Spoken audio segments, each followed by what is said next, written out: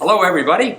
Our calendars are punctuated with dates that stand for significant times in history. For example, we've got Independence Day and President's Day, and Thanksgiving Day and Christmas Day, and today is Good Friday, a date that takes us all the way back to the 1st century and into a garden situated on the side of a hill outside of the city of Jerusalem, a garden that to this day is still called the Mount of Olives. Jesus enters into this garden. Remember, he's the perfect man and he's the perfect divine being.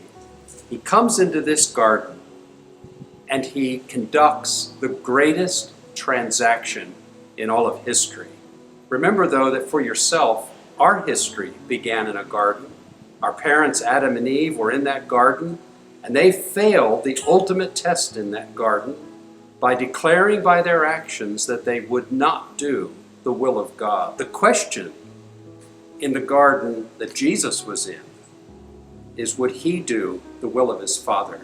Here's the greater Adam. Here's the greater human being. And as he is confronted with the test from his Father, would he do his Father's will? You know that famous line that Jesus gave to us in that garden. I read to you from Luke. Father, if you are willing. Clearly he was struggling to do what his Father wanted him to do. Is there any way that this cup could be removed from me? But he went on, as you know, and he said, not my will, but yours be done. At that very moment, Luke records that Jesus got assistance from heaven. An angel actually came down into that garden with Jesus and strengthened him. But from that moment, the contest became even more difficult because Jesus was aware to follow through with obeying his Father would be the ultimate test. It would cost more than anything anyone has ever had to encounter. He faced a separation from the Father he loved. He was quarantined on a cross. He was cut off. He was isolated.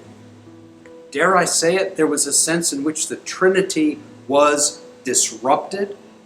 The strain on his mind and on his soul and on his body was such that the very pores of his flesh oozed with droplets that were like blood.